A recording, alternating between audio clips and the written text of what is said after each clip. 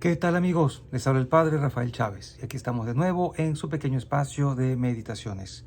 Hoy es miércoles 18 de junio, semana 11ª del tiempo ordinario.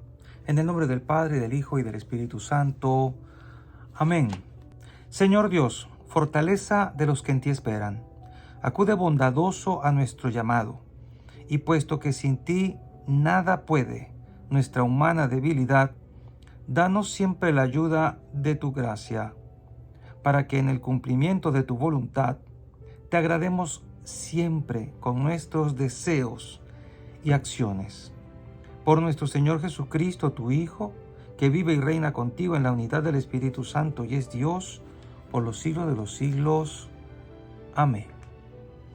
La primera lectura de hoy está tomada de la segunda carta a los Corintios, capítulo 9, versículos del 6 al 11. Hermanos, recuerden que el que poco siembra, cosecha poco, y el que mucho siembra, cosecha mucho. Cada cual dé lo que su corazón le diga, y no de mala gana, ni por compromiso, pues Dios ama al que da con alegría.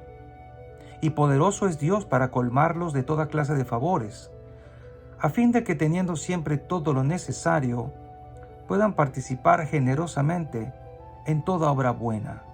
Como dice la Escritura, repartió a manos llenas a los pobres, su justicia permanece eternamente.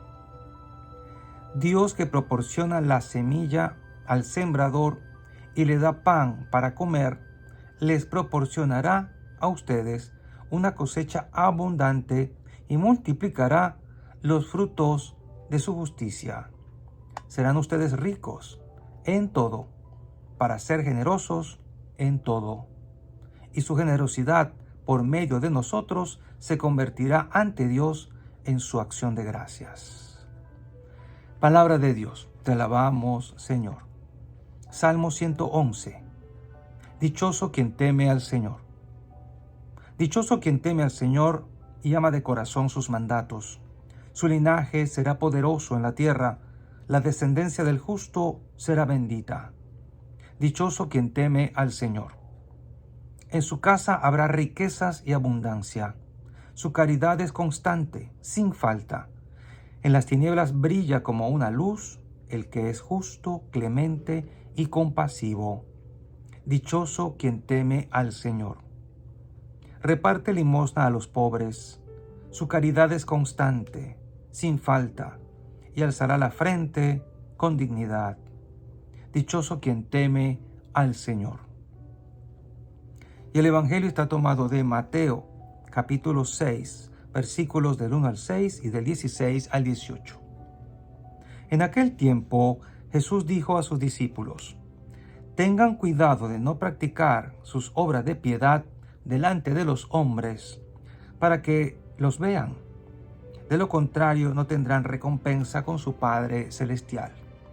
Por lo tanto, cuando des limosna, no lo anuncies con trompeta, como hacen los hipócritas en las sinagogas y por las calles, para que los alaben los hombres.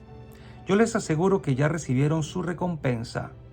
En cambio, cuando tú des limosna, que no sepa tu mano izquierda lo que hace la derecha, para que tu limosna quede en secreto, y tu Padre, que ve lo secreto, te recompensará.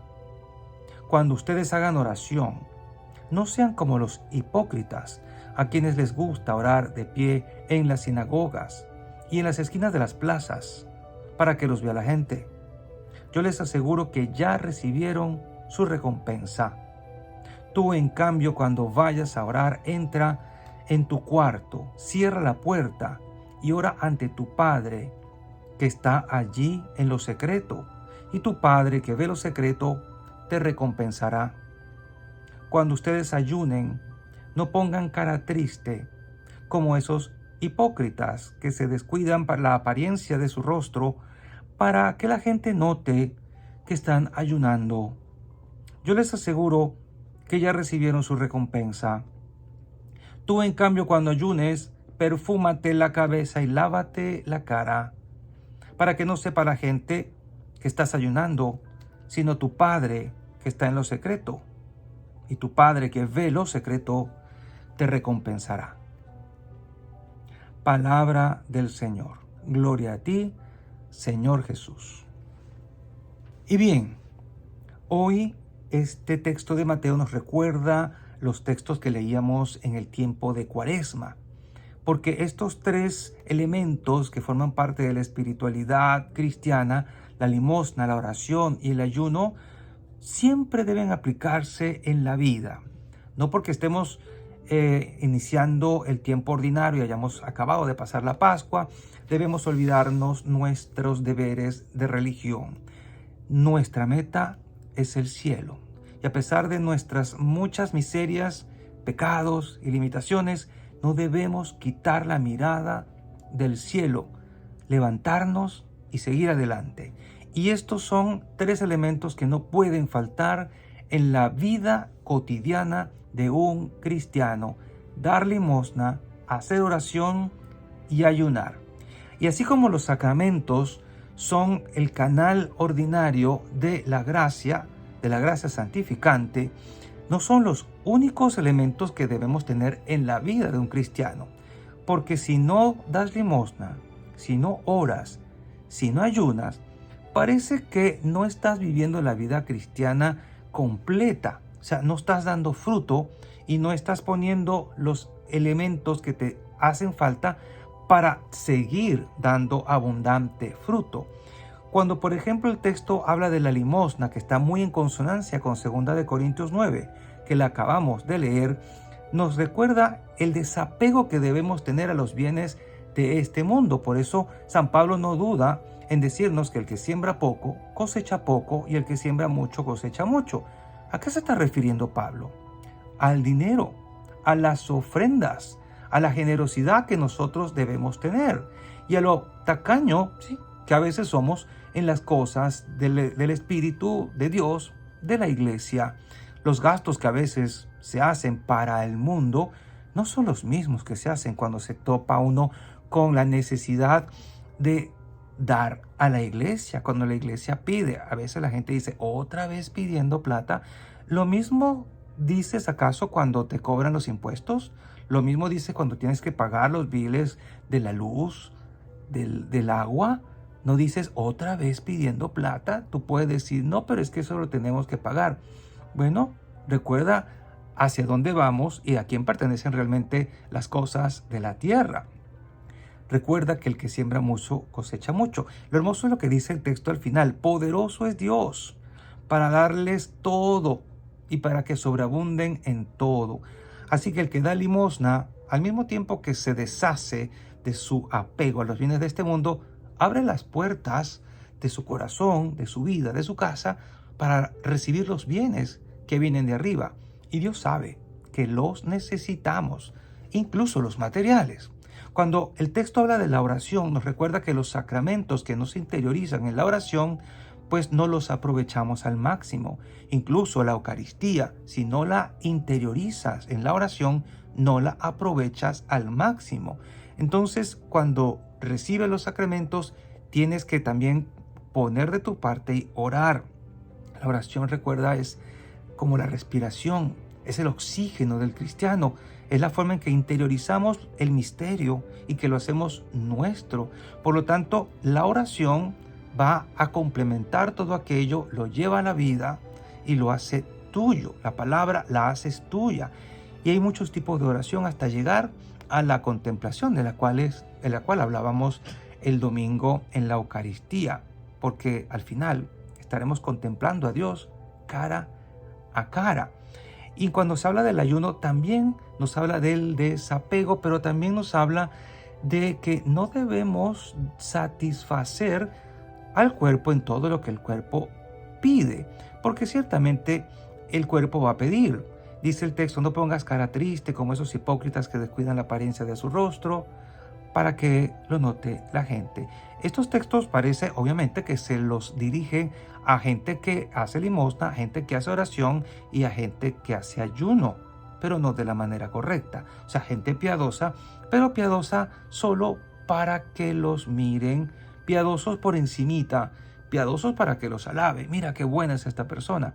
Pero no es el caso de ahora, porque ahora la gente ni siquiera se acuerda de hacerlo. Entonces, hoy las cosas puede que hayan cambiado, pero tenemos que seguir lidiando con eso que tenemos que dominar a través de el ayuno. Hay un comentario muy bonito que dice lo siguiente: el ayuno es una poderosa práctica penitencial que otorga grandes beneficios al alma. Abstenerse de ciertos alimentos y bebidas, optando en su lugar por alimentos sencillos de vez en cuando, como pan y agua, o en una cantidad reducida de comida, fortalece enormemente el alma y predispone a la persona a muchas bendiciones espirituales. Con demasiada frecuencia vivimos para satisfacer a la carne y caemos en la trampa de intentar complacer nuestros apetitos con regularidad. Pero hacerlo tiene un efecto negativo de tentarnos y descuidar los deseos espirituales más importantes de santidad. O sea que si todo el tiempo estamos pendientes solo en complacer los deseos de la carne, no vamos a estar tan atentos en complacer lo que el alma me está pidiendo en estos anhelos de santidad. Al privarnos ocasionalmente de los deleites sensoriales, nos volvemos más proclives a buscar los deleites verdaderos y duraderos que solo provienen de la gracia de Dios. Por lo tanto, este pasaje que hemos revisado de Mateo presupone que debemos hacerlo regularmente y practicar todas estas cosas que el Señor nos dice aquí, pero no de la manera como lo hacían los judíos, que era solo para que los viera la gente. Así que son recursos que el Señor nos pone, formas para dar fruto, maneras de interiorizar las bendiciones de Dios y de abrirnos a muchas más bendiciones. Y la bendición de Dios Todopoderoso, Padre, Hijo y Espíritu Santo, descienda sobre cada uno de ustedes y les acompañe siempre. Y seguiremos en contacto, si Dios lo permite, a través de este canal. Chao, chao.